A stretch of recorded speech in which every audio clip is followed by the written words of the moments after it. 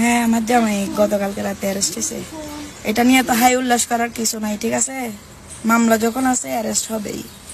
এগুলা নিয়ে এত টেনশন করে দুঃখ প্রকাশ করে কান্নাকাটি করার কিছুই নাই। আপনারা যারা ভাবতেছেন আমার জামাই অ্যারেস্ট হয়েছে আর কোনোদিন বের হবে না, ওদের জন্য এক বালতি সমবেদনা। আমরা কারি কারি বান্ডিল বান্ডিল টাকা ছেড়ে আমার জামাইকে নিয়ে আসব।